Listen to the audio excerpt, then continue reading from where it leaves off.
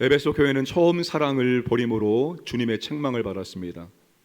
그러나 두아디라 교회는 나중에가 처음 행위보다 더 많은 교회입니다. 뒤로 갈수록 믿음의 기초가 더 깊어지고 믿음의 열매가 더욱더 풍성하게 맺어지는 그런 교회였습니다. 그러나 이 두아디라 교회도 주님의 책망을 피해가지 못했습니다.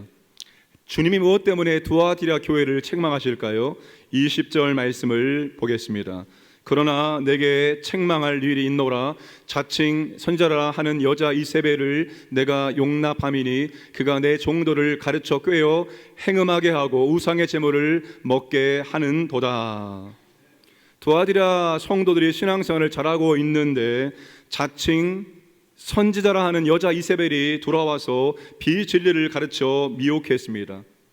이 사람이 누구일까요? 이세벨은 실제 이름이 아닙니다.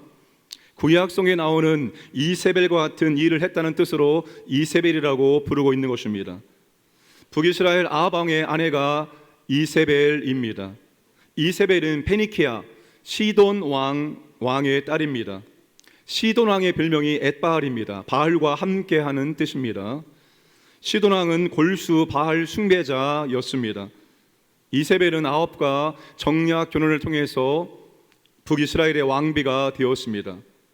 왕비가 되어지자 이제 북이스라엘을 바알과 아세라 숭배국으로 만들고자 했습니다. 북이스라엘 전역에 바알과 아세라 신상을 만들어 놓고 제사를 드리며 섬기도록 하였습니다.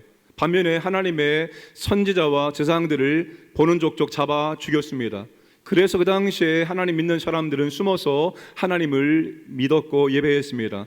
반면에 믿음이 열악한 사람들, 믿음이 없는 사람들은 바알과 아세라를 숭배했습니다. 이세벨 때문에 아합이 통치할 때 북이스라엘은 영적인 암흑기였습니다. 이 두아디라 교회에 들어온 이 여자는 이세벨처럼 거짓 선지자의 노릇을 했습니다. 하나님 말씀을 받아서 가르치고 전한 것이 아니라 스스로 선지자라 여기며 비진리를 마치 진리처럼 가르쳤습니다. 여자 이세벨이 무엇을 가르쳐서 두아디라 성도들을 미혹시켰을까요? 20절과 21절 말씀을 보면은 유추할 수 있습니다. 그가 내 종도를 가르쳐 꾀어 행음하게 하고 우상의 제물을 먹게 하는도다.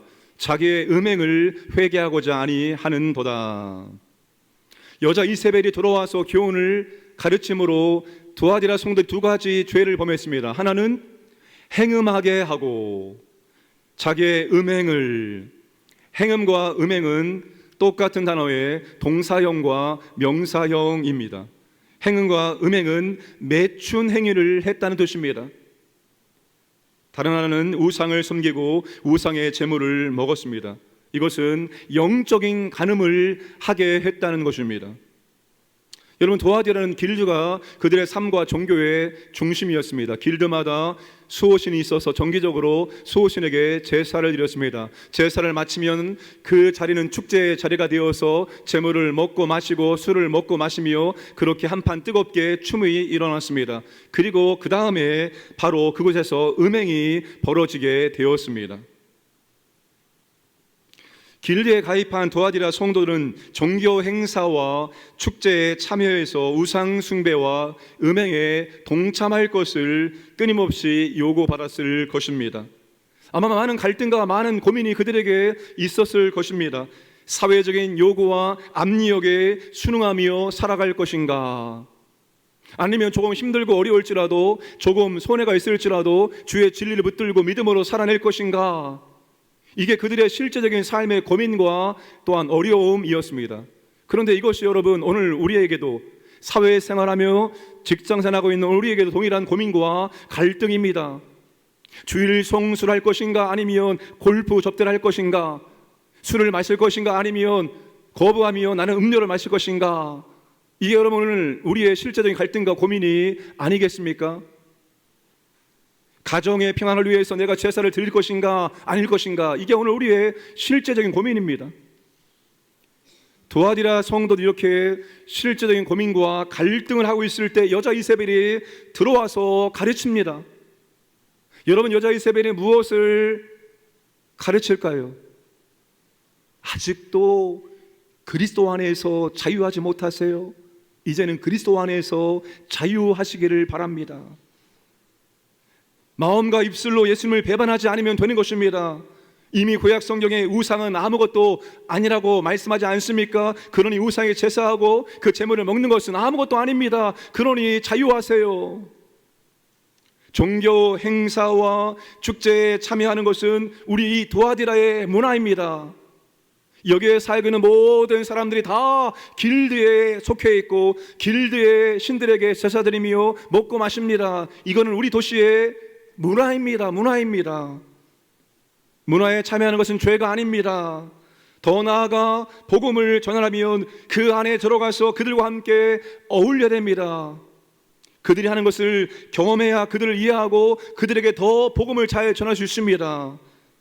이것이 하나님의 가르침이니 더 이상 망설이지 말고 고민하지 말고 자유롭게 종교 행사에 참여하고 축제를 즐기세요.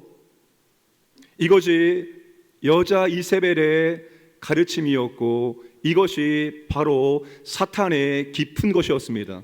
24절 말씀 보시면 두 아들은 남아 있어 이 교훈을 받지 아니하고 소위 사탄의 깊은 것을 알지 못하는, 사탄의 깊은 것은 사탄의 깊은 흉계입니다. 여러분, 사탄은 거짓말하는 장이요 속이는 자입니다. 사탄은 어설프게 우리를 속이는 것이 아니라 완벽하게 완전하게 우리를 속이는 속임수의 전문가입니다. 간혹 보이스피싱을 당했다는 분들의 이야기를 듣습니다. 그런데 그 이야기를 들을 때 어떤 분이 이렇게 말합니다. 그런 걸 왜 당합니까? 나는 절대로 당하지 않을 것입니다. 이렇게 말하고 당합니다. 여러분, 사람도 마음 먹고 속이고자 하면 얼마든지 감쪽같이 속일 수가 있습니다. 모든 사기꾼들의 전술과 전략과 지혜가 전부 다 이 사탄에게 나온다는 것입니다. 사탄은 여자 이세벨을 통해서 길드의 종교 행사와 축제 때문에 갈등하고 고민하는 성도들에게 문화라는 코드를 통해서 그들을 유혹했습니다. 그래서 그들이 매춘 행위를 하였고 우상 숭배하고 재물을 먹고 마셨습니다. 우리 한국 기독교 역사 가운데 이와 같은 죄를 범했을 때가 있었습니다. 지난 화요일이 8.15 항복 제77주년을 맞이했습니다. 우리나라는 36년간 일제의 국권을 빼앗긴 아주 치욕적이고 고통스러운 역사가 있습니다. 국권 회복을 위해서 얼마나 많은 사람들이 희생당한지 모릅니다. 독립군들이 생명을 바쳐서 싸웠습니다. 그때 한국교회와 성도들은 하나님께 탄원하며 기도했습니다. 그때부터 새벽 기도회가, 철야 기도회가, 산상 기도회가 전국 각지에서 일어났습니다. 하나님, 이 나라의 국권을 회복시켜 주옵소서. 억울합니다. 하나님께 탄원하며 기도했습니다. 하나님께서 탄원의 기도를 들으심으로 하면서 8.15 광복의 은혜를 우리 가운데 허락해 주셨습니다. 여러분, 광복이, 나라가 있는 것이 얼마나 감사한 일입니까? 나라 없으면 교회도 없고 나라 없으면 여러분의 신앙들도 온전한 신앙생활을 할 수가 없습니다. 이 나라를 광복시켜 주시고 은혜 주신 하나님께 감사해야 합니다.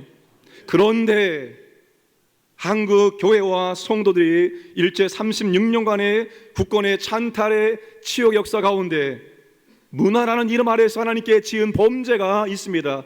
그게 바로 신사참배입니다. 신사참배 회개 영상을 한번 보도록 하겠습니다.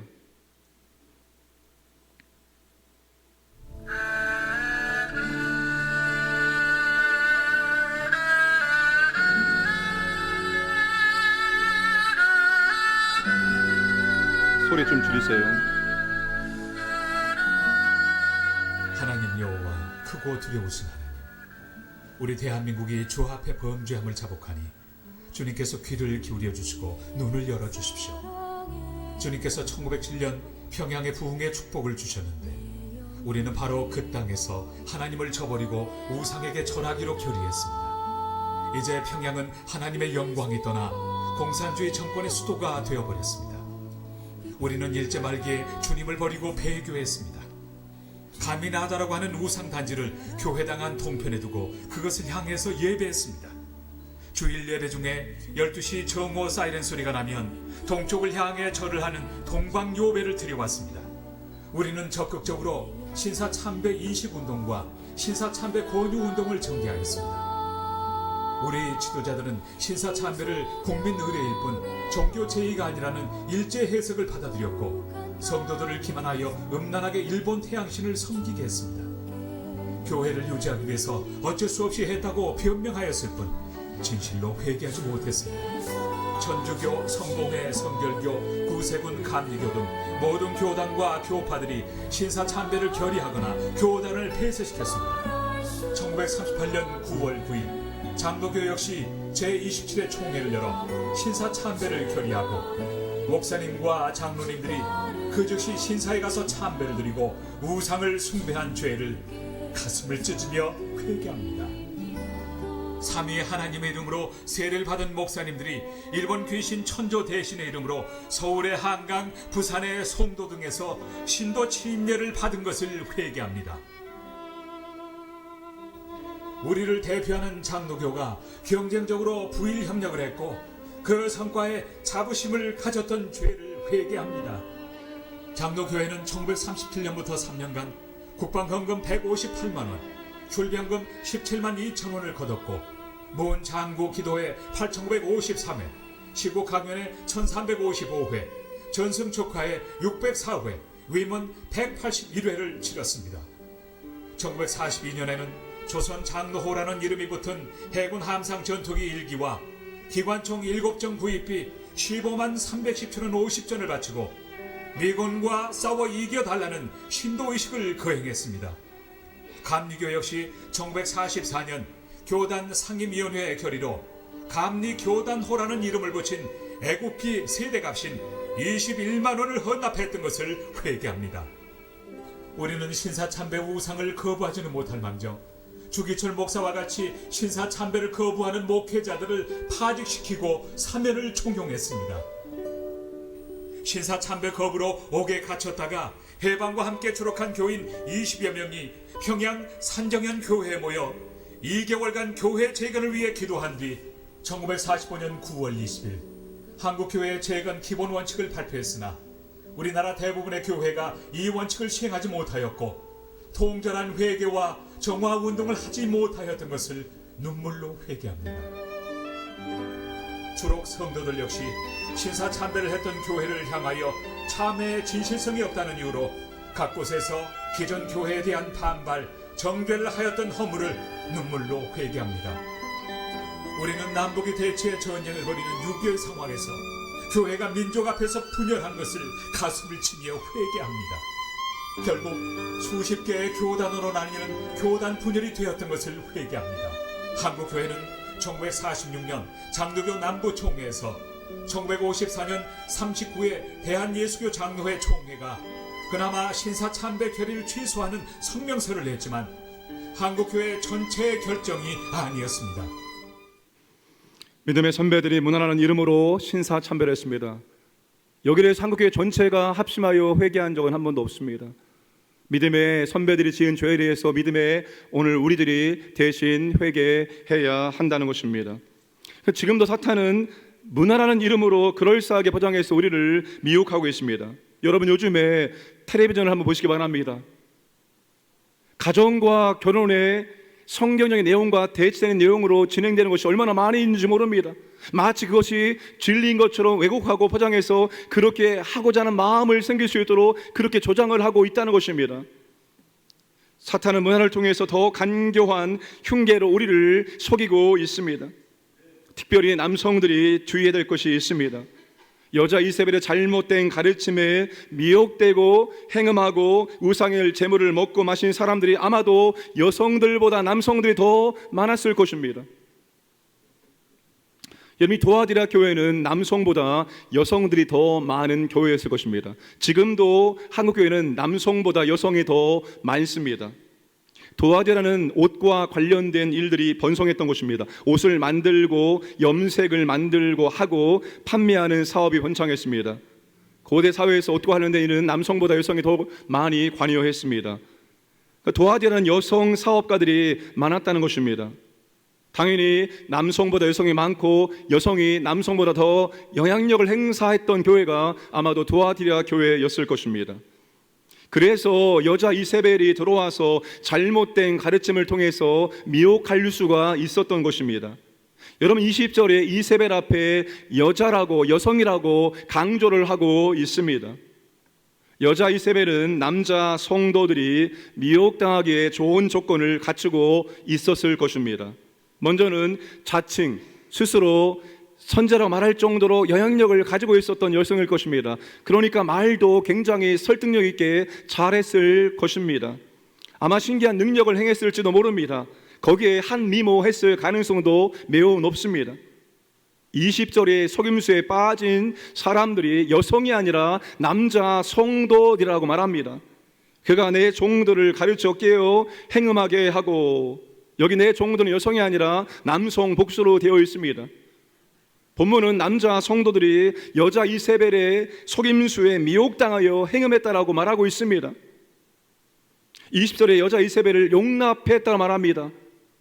그가 진짜 하나님 보내신 선지자인 것인지 아닌지를 정말로 과정을 통해서 한 것이 아니라 그냥 수용했다는 말입니다. 여러분, 이 두아디라 교회는 오늘날 남자 성도들과 여자 성도들에 대해서 고민하게 만드는 그런 교회입니다. 교회가 견고하게 세워지고 하나님의 큰 사역들을 감당하기 위해서는 교회 남자 성도들의 믿음이 견고하게 세워져야 됩니다. 남자의 특성 때문에 그렇습니다. 가정도 믿음으로 세워지기 위해서는 남자가 영적인 리더십을 발휘할 수 있어야 되는 것입니다. 남자 성도님들 믿음이 성장하기 위해서는 배우고 연습하고 훈련을 해야 됩니다. 가만히 있는다고 해서 우리 믿음이 갑자기 쑥쑥 자라는 것이 절대로 아닙니다. 배우고 훈련하고 연습함으로 우리의 믿음이 변화될 수 있습니다. 물론 교회는 여자 성도님들도 중요합니다. 교회에서 말을 많이 하는 사람이 남성입니까? 여성입니까? 여성은 특성상 남성보다 한 3배 이상을 말을 해야지만 마음의 병이 안 생깁니다. 그런데 믿음을 세우고 교회를 세우는 말을 해야 합니다. 나도 모르게 여자 이세벨의 역할을 감당할 수가 있는 것입니다. 좋지 않은 것은 옮기지 마시길 바랍니다. 좋지 않은 걸 들었으면 내가 들었을 때 끊어내십시오. 자주새 옷감장사 루디아와 같은 믿음의 여성이 많이 일어나기를 원합니다. 중요한 것은 주님의 책망의 핵심이 뭐냐입니다. 여자 이세벨을 용납함으로 교회에 어떤 문제가 발생했습니까? 그것은 거룩함의 훼손입니다. 성도들에게 육체적인 음행과 영적인 가능함이 발생함으로 교회가 거룩성을 훼손당했다는 것입니다. 오늘날 한국교회 문제는 사랑이 없어서, 봉사와 섬김이 없어서, 믿음이 없어서, 좋은 말씀이 없어서, 물질이 없어서, 교회 건물이 없어서가 아닙니다. 그 어느 때보다도 한국교회는 모든 것을 다 갖추고 있습니다. 그런데 언제부턴가 거룩함이 상실되기 시작합니다. 거룩함이 상실되면 우리가 하는 모든 수고와 헌신과 열심과 봉사 활동이 아무런 의미가 없어지게 됩니다. 하나님은 거룩함에 순된 어떤 수고와 섬김과 활동도 원치 않으십니다. 거룩함은 진정한 교회와 성도의 표지입니다. 우리가 매주마다 사도신경을 고백합니다. 그 내용 가운데 거룩한 공회를 우리는 시인한 고백합니다. 거룩한 공회는 거룩한 교회, 거룩한 성도를 의미합니다. 데살로니가전서 4장 3절에서 하나님의 뜻이 무엇인지를 분명하게 말씀하고 있습니다. 하나님의 뜻은 이것이니 너희의 거룩함이라 곧 음란을 버리고. 여러분, 하나님의 뜻이 우리가 거룩해지는 것입니다. 육신적으로 영적으로 성결하게 되고 깨끗하게 되어지고 구별되게 되는 것입니다. 이게 하나님의 뜻입니다. 그렇게 사탄은 어떻게 해서든지 우리의 거룩함을 훼손시키려고 하고 있습니다. 사탄이 우리의 거룩함을 훼손하기 위해서 사용하는 손쉬운 방법이 바로 문화입니다. 어떤 문화 말입니까? 음란한 문화를 통해서 우리의 거룩함을 훼손하고자 합니다. 하나님의 뜻은 이것이니 너희의 거룩함이라 곧 음란을 버리고. 하나님의 거룩함과 음란이 함께 나란히 있습니다. 서로 대조입니다. 음란을 통해서 하나님의 거룩함을 무너뜨릴 수 있기 때문입니다. 사탄은 음란한 문화를 통해서 우리의 거룩함을 무너뜨리고자 끊임없이 엿보고 있습니다. 음란은 여성들보다도 남성들이 더 취약한 약점이 될 수 있습니다. 목회관람 62번에서 제가 성과 가정과 결혼에 대해서 썼습니다. 거기에 이런 내용이 있습니다. 몇 해 전에 BBC 잡지에서 교회사가 말하는 7대 대죄를 국가별로 조사해서 발표했습니다. 7대 대죄는 교만, 시기, 분노, 나태, 탐욕, 탐심, 정욕입니다. 그런데 이 7가지 가운데에서 우리나라가 1등을 한 것이 있습니다. 그게 뭘까요? 바로 음란입니다. 포르노 최대 생산국가는 미국이고 최대 사용국가는 바로 대한민국입니다. 이 사실이 더욱 충격적인 이유는 바로 이것 때문입니다. 전 세계 모든 교파를 막론하고 가장 큰 교회들이 전부 다 우리나라, 특히 서울에 몰려 있다는 사실입니다. 그런데 우리나라가 세계에서 가장 음란한 나라라는 것입니다. 그럼 우리나라 가운데 가장 음란한 도시가 어디일까요? 여러분, 말하지 않아도 우리는 알고 있습니다.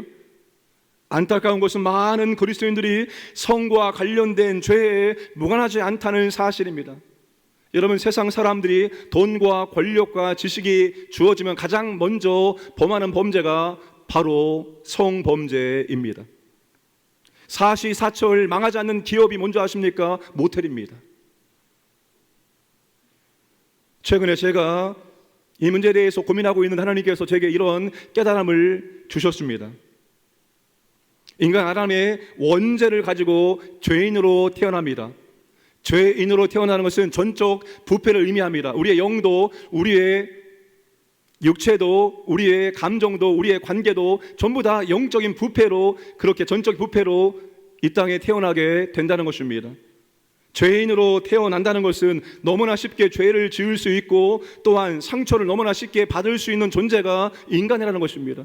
그래서 성경은 인간을 상한 갈대, 꺼져가는 심지, 넘어지는 담, 흔들리는 울타리에 비유합니다.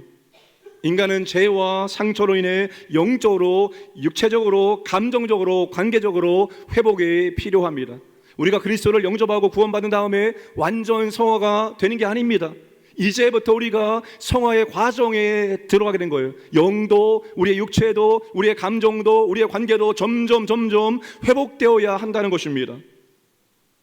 우리에게는 죄와 상처로 인한 감정적 질병이 있습니다. 감정적 질병 안에 정욕이 있습니다. 그 정욕 중에서도 가장 뿌리 깊은 것이 바로 음란입니다.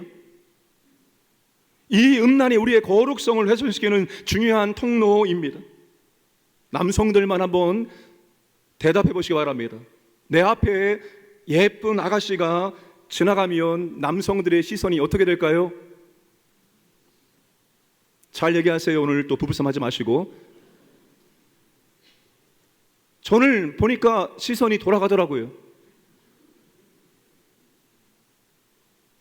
저는 이 문제에 대해서 본능이지 자연스러운 것이지라고 생각을 하고 있었습니다. 근데 주님이 그거 아니다라고 제게 최근에 깨닫게 해 주셨습니다. 여러분, 시선은 얼마든지 돌아갈 수 있습니다. 시선이 돌아간 시선이 빨리 다시 원위치를 해야 하는 것입니다. 감사합니다. 장로님 아멘 해주셔서. 남자는 지팡이만 짚을 힘이 있으면 음란의 범죄를 지은다고 하는 거예요. 자유롭지 않습니다. 여러분, 이런 말이 있습니다.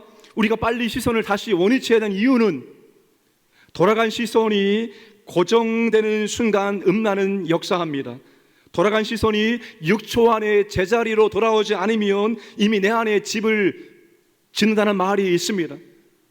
그렇다고 여러분 5초만 된다라는 생각하면 안 됩니다. 빨리 다시 원위치로 돌아와야 되는 겁니다. 시간이 지나면 지날수록 우리의 마음과 우리의 눈이 이미 즐기고 있다는 사실이에요. 음란이 그만큼 뿌리 깊은 죄이기 때문에 그럴 수밖에 없다는 것입니다. 바로 이것을 하나님께서 제게 깨닫게 해주셨습니다. 저도 자유롭지 못합니다. 남성들은 음란과 싸워야 합니다. 영상과 사진을 보지 말아야 됩니다. 여러분 요즘에 유튜브를 들어가 보시기 바랍니다. 인터넷 들어가 보시기 바랍니다. 우리에게 음란의 범죄를 짓게 만드는 것들이 그냥 그대로 노출되어 있습니다. 여러분 그것을 보면, 그것을 즐기면 음란의 범죄를 짓게 되는 것입니다. 결단하고 우리는 싸워야 됩니다. 생각으로도 실타라고 대적하며 싸워야 합니다. 음란을 대적하고 싸우지 않으면 무슨 문제가 생기게 될까요? 거룩함이 훼손됩니다. 거룩함이 훼손되면 하나님은 우리를 사용하지 않습니다. 전 세계적으로 하나님께서 귀하게 사용하시는 분들의 공통점은 다 하나같이 겸손합니다. 그리고 그들은 하나같이 깨끗합니다. 성에 대해서, 물질에 대해서 정말로 깨끗하기 위해서 끊임없이 노력하고 있습니다. 그것이 무너지면 하나님께서 더 이상 사용하지 않기 때문입니다. 개 밖으로도 깨끗해야지만 우리는 사용할 수 있습니다. 그래서 거룩함이 우리의 무기요, 우리의 능력이라고 말하는 것입니다. 여호수아에서 하나님께서 이스라엘 백성들이 요단강을 건너기 전에 군사훈련을 시키거나 전략과 전술을 가르치지 않았습니다. 성결 의식을 치르라고 명령을 하십니다. 이유가 뭘까요? 이스라엘 백성을 하나님 백성답게 가나안 사람들과 구별을 시키기 위함입니다. 이스라엘 백성이 만나는 가나안은 극히 세속적이고 타락한 문화의 중심지였기 때문입니다. 그래서 하나님께서는 이스라엘 백성이 그 문화에 오염되지 않도록 하기 위해서 남자의 생식기 표피를 잘라내는 할례 의식을 통해서 먼저 너희들은 거룩의 옷을 입으라, 이것을 명령을 하신 것입니다. 오늘 우리 시대의 문화는 가나안 문화와 비교되지 않을 정도로 세속적이고 반기독교적입니다. 하나님과 진리에 대해 아주 정면으로 도전장을 내놓고 우리에게 덤벼들고 있습니다.